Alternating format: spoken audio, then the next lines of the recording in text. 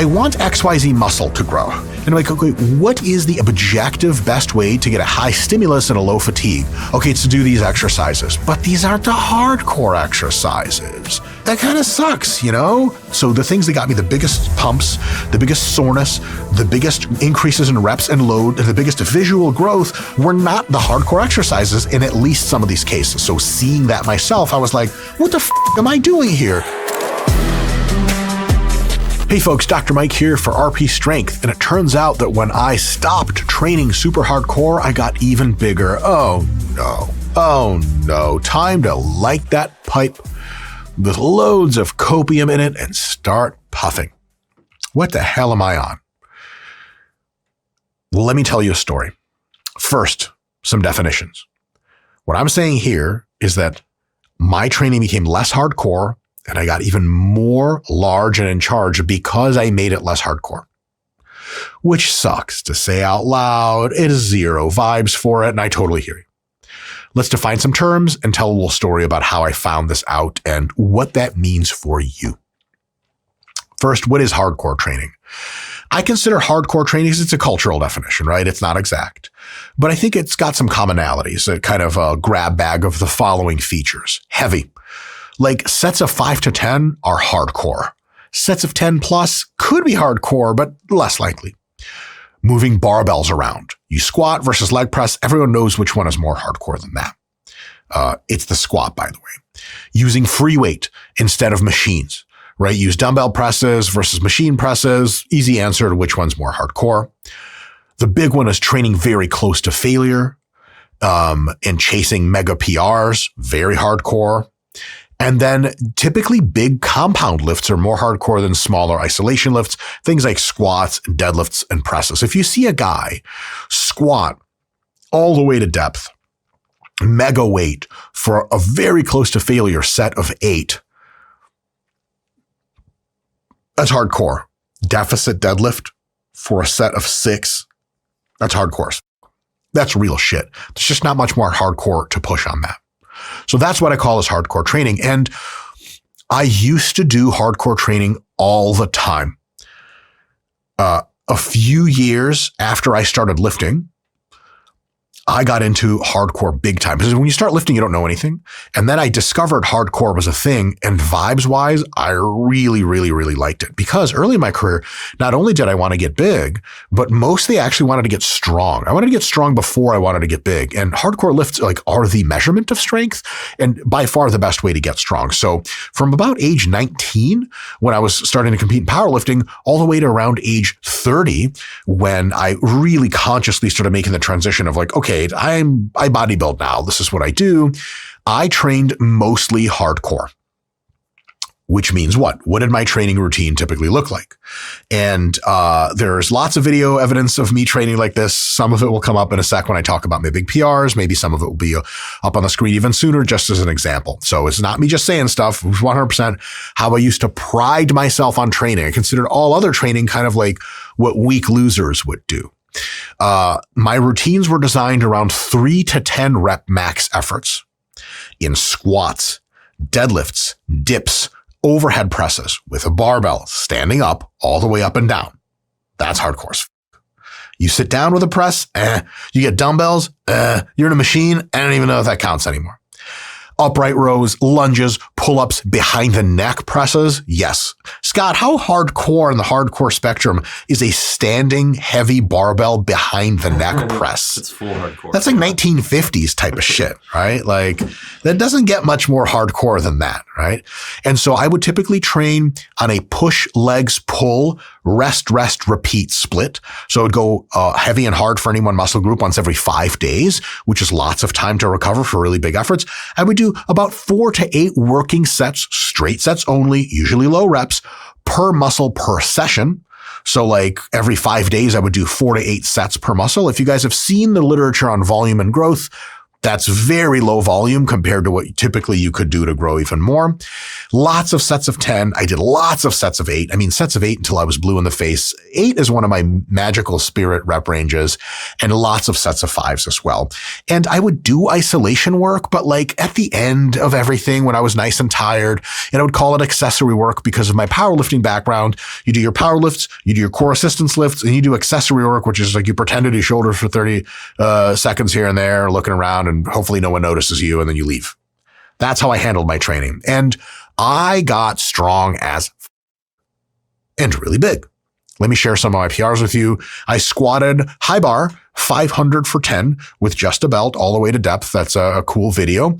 I deficit deadlifted 550 pounds with no belt off a 3-inch deficit, conventional. I don't know. There's hardcore shit. There's people stronger than that for sure. But to my abilities, like, gee whiz, that's really trying, right? I did, on a few occasions, I did dips with 135 pounds, 345s hanging for sets of 10. At one point I did this at 230 pounds body weight. I've done pull-ups weighing 260 where I had 60 pounds of external load attached. I benched 365 for 8. I bent rowed 350 for 8. That's a funny video to watch. Strict bent row, by the way. I have the advantage of having a massive gut, but I get some credit for that. I incline benched 335 for 10. I upright rowed 155 for 20. I remember where I was when I did that. I was like, that I don't know if there's any more like shoulder value from this that I need. I've done behind the neck press standing for 225 pounds for 10 reps. I did in front of the neck standing to the clavicles 275 for 8, weighing 240. Barbell shoulder press, which is like kind of egregious, and lots of other shit like this. Heavy hack squats, heavy leg presses, heavy close stance squats, heavy lunges, you name it. I used to do lunges with 225 for reps, the whole thing. And the results from this were quite good. They're very good. I got to a drug-free 270 pounds at 30% body fat. Now, I know what you're going to say. Mike, you're gigantic and fat. Scott, can we throw up a fat Mike on there somewhere? Mm-hmm. Oh, yeah. Perfect. Can it be the one where I'm pale-faced, moon-faced, round-faced? Yeah, you know, yeah. Okay, great. And so like I was a fat for sure, and I had lots of fat, but remember roughly around this point was when I hit tons of those PRs. I was strong as I remember when I weighed 270, I did 275 for 7 in the standing overhead press. And like, oh yeah, like that's real strength. That was some real shit. I had lots of muscle as well as lots of fat. And then I started when I was 27 years old or so, I started injectable steroids for the first time. And over the next several years, I got still training like this. Remember, I trained like this all the way up to about age 30. And so for the next 3 years, I had steroids and I was losing fat and gaining strength and muscle at the same time. So I got to about 240, 245 pounds at about 20% body fat, training exactly like this. So like, it's a lot of muscle. That's a serious thing. And that was really cool. And that's the good stuff for the results. Now, it wasn't all good stuff. When some of these things caused me to reconsider my training philosophy a little bit. And I say philosophy, but it's really like feelings, because philosophy is like knowledge and understanding and logic. Typically you would expect someone's philosophy to be logically deduced, like, oh, I've considered the following variables, and based on interaction, and based on my desires, I think XYZ is a good idea on logical grounds. That's not how I got into hardcore lifting. It was the vibes, you guys. Like, there's a barbell and it's sitting there, it's bending because of the weight on it's too heavy. I want a shot at the title. I want reps for that shit. And I want them clean. I want full range of motion. I want no body English. I want to show myself that I'm really goddamn strong. That's the only reason I did this kind of shit. I'm like, oh yeah, I want hypertrophy. I'll just do more sets of it, which isn't wrong, but not optimal. So what did I get from this that wasn't ideal? I got a lot of pings and dings kind of regularly. I did get a massive disc herniation squatting. I tore my adductor doing lunges. I fucked up my pecs doing bench presses and all this other stuff. I can't blame the bench press for that, but the consistent going to failure with sets of 5 to 10 and 10 to 15 reps on chest without managing fatigue almost certainly got me into the trouble with my pecs. The other thing is I had to keep my volume pretty low. This was before we knew how high the volume and hypertrophy relationship went. And so in order to recover from all these PRs of heavy stuff, my volume had to be low. You guys will see this currently in Mike Mentzer acolytes, folks that try to train like Mike Mentzer and heavy duty training and high intensity training and all that stuff. They'll say like, well, I only do a few sets every week for like quads or chest or whatever because they're such hardcore sets. I need that long to recover. And they're not lying. If you full send all the way to psychotic failure, especially heavy, especially axially loading movements like deadlifts and squats and standing overhead presses, but it's just going to take you days and days to recover to be able to do anything like that again. And since my gold standard of going into the gym was to hit PRs every single time, which isn't a bad thing, you can overhead press 3 days after a really heavy, a few sets of 8, but it's probably not going to be a few PRs. It's going to have to be lighter and higher rep or something like that, but I wasn't interested in that. And so it ends up being like, okay, for me to fully recover, I got to take either more time, which I wasn't always interested in because neural learning occurs on the faster time scales. You want to train relatively often. So the volume has to go down. Almost everyone will tell you that if you want to train really, really high intensity, your volume has to come down. And it did. And that's not ideal because then I wasn't gaining as much muscle as I could because volume is the number one, so long as you're remotely close to failure and remotely between the 5 and 30 rep range maximum, you are going to grow the most of your muscles by doing the highest volume of training. And I wasn't doing that explicitly because I was trying to save myself for bigger PRs. And muscles like my side delts that demanded way more volume for growth, biceps that demanded way more volume for growth. There's nothing hardcore to do for biceps really. And vertical pulling muscles like my lats and stuff like that, for which there's some hardcore things like the pull-up. But if you think about the mid-back, lower back, there's stiff-legged deadlifts, regular deadlifts, deficit deadlifts, all kinds of barbell rows versus like pull-ups and pull-downs. Not really. Also, pull-downs are not hardcore. I did some, but it's like, oh, come on. Scott, you ever see the guys loading like extra weights onto the pull-down and like swinging around and doing like sets of 5 and shit on pull-downs? Like, what is what is there a trophy you're looking at for this? Like, what the is going on? Like, look, it's a totally fine way to train, but on my vibes thing, it wasn't hardcore enough for me.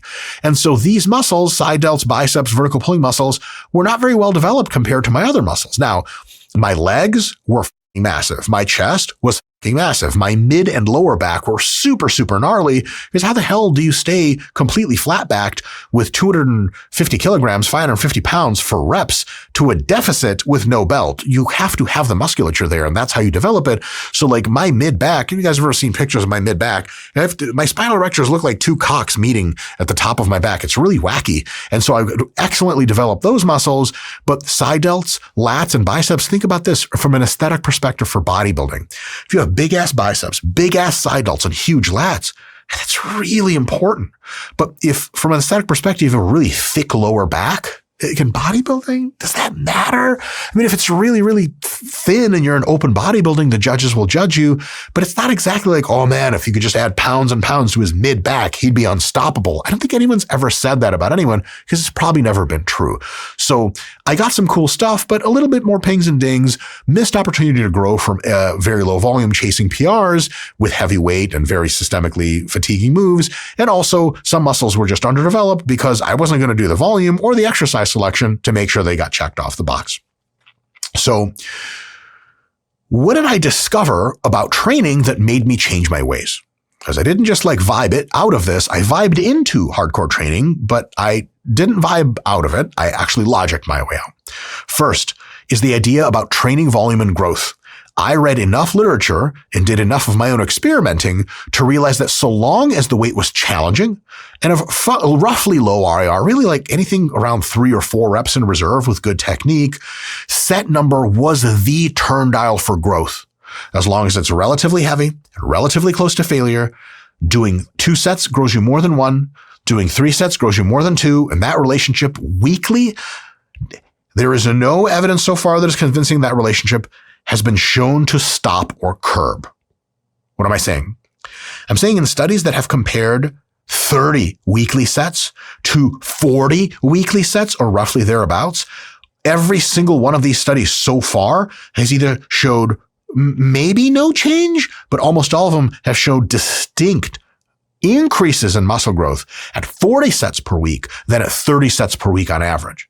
So if you're thinking, well, if I do 5 sets of delts this week versus if I picked a different exercise that didn't beat me up so much in my lower back, I could do 10 sets. Would that make a difference? Well, man, if 30 and 40 make a difference, 5 and 10 is going to be an enormous difference. So I really got into, I was a professor by now at this time. I was collaborating with folks like Dr. Brad Schoenfeld, and you just stare at literature long enough and you're like, I'm doing something that I know to be scientifically inadvisable. And maybe the science is all on twerps who just undergrads and the pro bodybuilders know better. And I've made that argument a bunch, but then it's time to go, okay, the science says this, let's see how my body feels. And that's the next point that made me discover what I was doing wrong in training here, basically what I could have done better. It's systemic and axial fatigue. My lifting for hardcore lifts was causing so much fatigue that I was capping my volume low. I was looking at the literature. I was like, I should be doing like 15 sets of quads per week, but I'm doing 8 sets of quads per week because like one does not simply do like high bar squats for 15 sets. Like that's crazy. You're not going to recover from dick at that point. And then your chest and back training is also screwed. So what I was doing is I was using such hardcore lifts that were beating me up so much that I was actually underfeeding my body volume, which is like kind of the opposite of what you want to do. It's kind of like, I make a shitty analogy is, if you are trying to go out there and meet girls, but your idea about how to do that is to be like, all right, I have to be the best looking guy. I'm going to be at home lifting and trying on different outfits and doing different hairstyles and making sure I know how to pose. And I'm just going to do that forever. Like, well, but the girls are out there. You're like, right. But I'm really optimizing this. Like, okay, but do you really want to get out there? You got to get out there. If you really want size, you got to do higher volumes. And if you're like, yeah, but I'm doing this thing now that makes me big and strong, maybe not as big as I could be, but strong, and I'm doing it for vibes, it starts to feel weird that you're just justifying higher lifting because you like it on vibes. There's nothing wrong with that. I'll come back to that. But if you want ultimate size, you're going to have to do kind of what science and what your body say instead of vibes, right? A really simple example of this is like I could get to 15 sets of quads per week if I did a combination of squats and leg presses. But for many years of my life, I was only interested in doing squats, and leg presses were kind of like, oh, this is bitch made. Or maybe I could have, even leg presses were too fatiguing. I could have done some leg extensions, but you did not see me do leg extensions basically ever for the first 15 years of my life because I was like, people with injuries do those. That's the hardcore vibe I was chasing. Another one is muscle targeting. Some machine and isolation moves simply focus in and stimulate the target muscle as well as or better than the hardcore moves for a tiny fatigue fraction. For example, one of my older training partners got into a technique he figured out for belt squats that was like dominant. It was superior. And belt squats versus high bar squats, for example, completely eliminate axial fatigue. They completely eliminate the fatigue of loading your spine vertically because the belt goes around your hips, not your spine. And so belt squats, Scott, how much less fatigue in your experience do belt squats cause for your whole body than high bar squats? Half. Like half. Yeah, like half. Like if your quads still need a beating, they will get a beating from belt squats and nothing else will stop them. Whereas if you're doing high bar squats, it's usually true for most people that quads aren't even a limiting factor. Your adductors get beat up more, which is great, amazing for sports, amazing for health, amazing for function and strength. But also like your lower back and upper back will get beat up to where acutely in a session, the reason you're not doing any more squats isn't because your legs are giving out, it's because the rest of you is giving out. And so once I caught this kind of perspective, some shoulder machines, some cable machines for biceps, some, basically this example of belt squats versus high bar squats, it led me to believe that like I want XYZ muscle to grow. Okay, because at some point I was just getting bigger and stronger overall. That worked. It was awesome. Then I looked at my body. It's like, okay, now some things need to be bigger than others because some others are lacking. And I was like, side delts, biceps, lats, even quads for systemic fatigue caps. And I'm like, okay, what is the objective best way to get a high stimulus and a low fatigue? Okay, it's to do these exercises, but these aren't the hardcore exercises. And like, but that kind of sucks, It's like someone's like, asks you what kind of food you like best. And you're like Swedish food. Swedish is my favorite. And they do like a blind taste test and you try a bunch of different cuisines, like 100 little spoonfuls of food.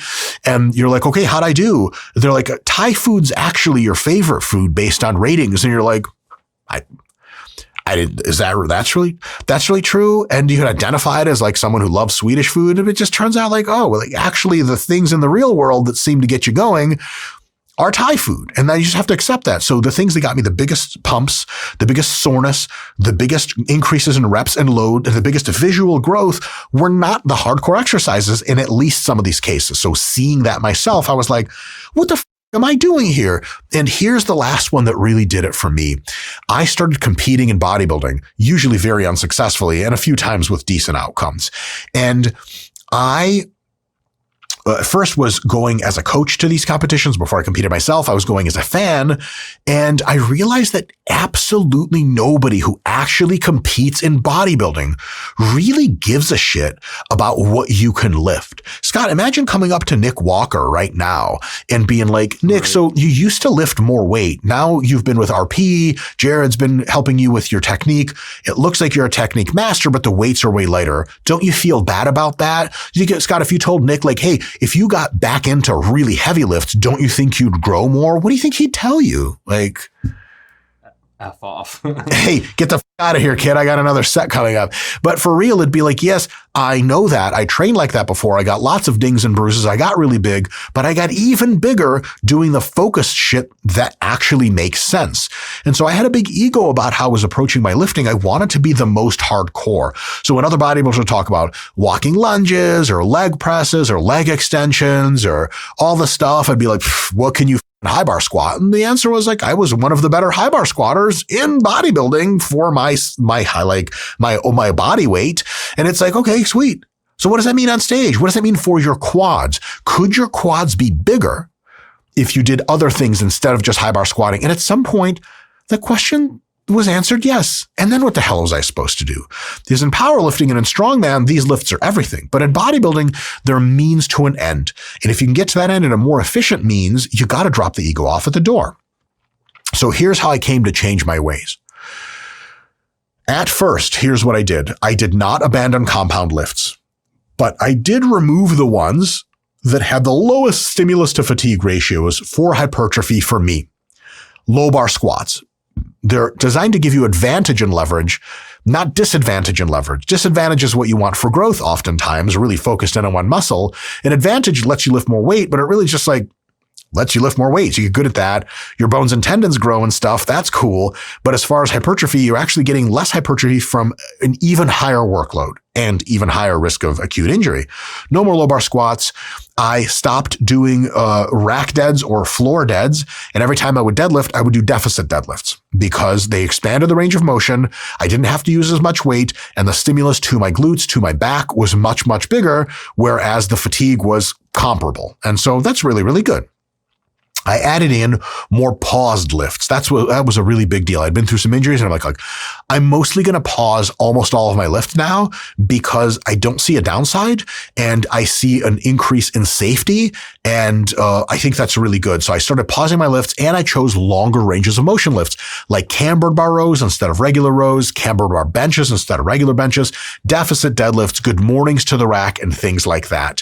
I also started incorporating more Smith machine variations just for something different to do that wasn't barbells. Another thing is stability. You can really connect with your chest when you're pressing on a Smith in a way that you sort of can't with a barbell. Now, barbell bench and incline is goated. I'm not taking anything away from it.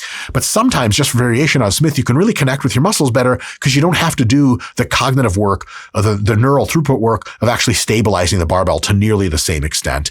And these Smith machine lifts let you bias targeting of muscles in a way that barbells can't. For example, high bar squats are amazing for your quads.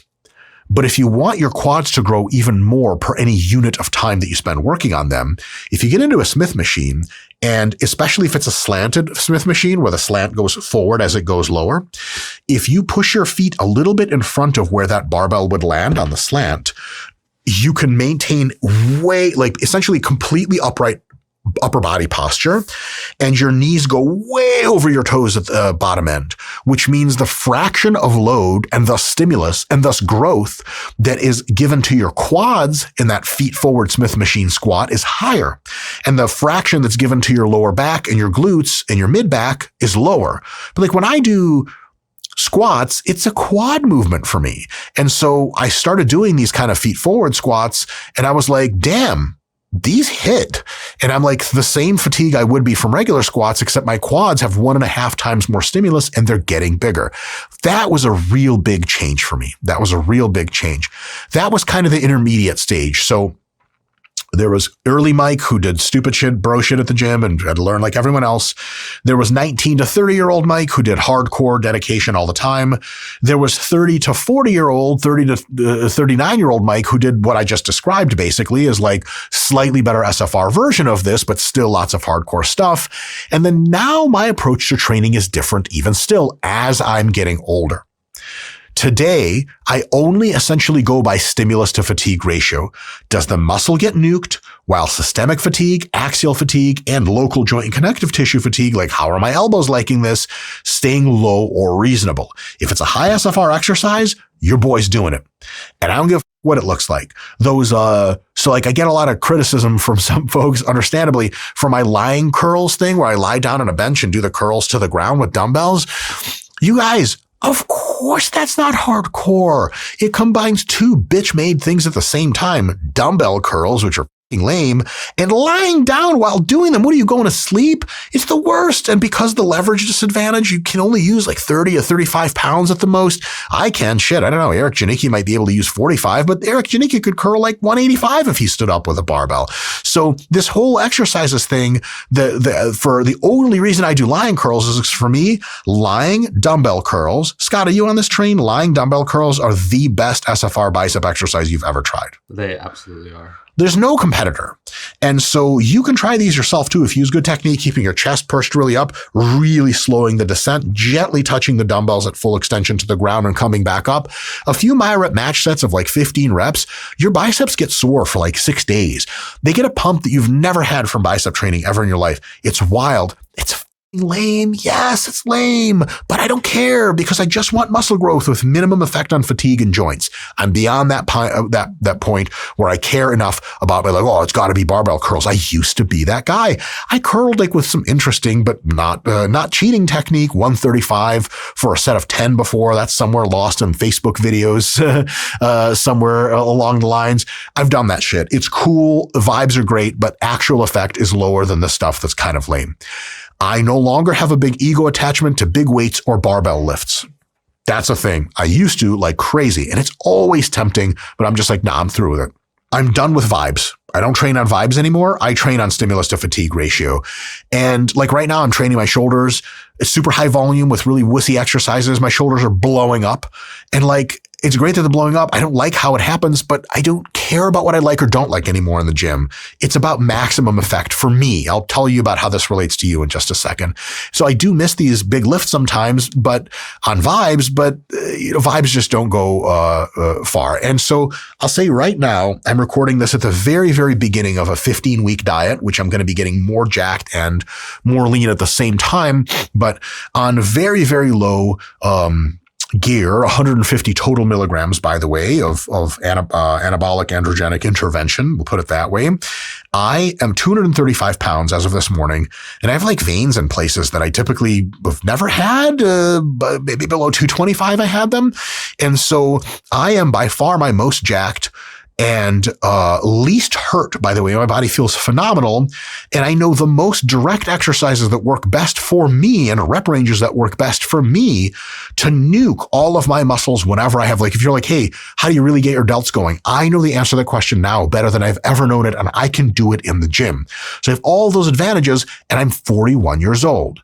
And so on the other end of it is like, well, what about your ego? What about big hardcore lifts? I love that shit, but I gotta be in a place of mind where I do logical shit to further my physique development, because I really just care about having an awesome physique at this point. I've really cared about that for years and years, but I wasn't able to let the ego go. Here's why you don't see me doing the hardcore lifts as much anymore. Now, you will see me doing dips. You'll see me doing pull-ups, walking lunges, leg presses, hack squats, Smith presses of all kinds, upright rows, etc. For sure. Hardcore is not dead. But I'm going to do very few heavy deadlifts, heavy squats, standing presses, and super heavy rows, because I need muscle stimulus, not ego stimulus and added injury and fatigue risk. Do I love this new way of training? No, I don't. Absolutely not. But I know that it is my best path forward for physique excellence in my own regard. Yes, I do know that. If anything, what I learned from all this is that those on the path to betterment often do what they must, not what they want. Because what I want to do is take every set to full send failure, because it's a religious experience. And what I want to do is do hardcore lifts only. I mean, that would be unbelievable, like total war.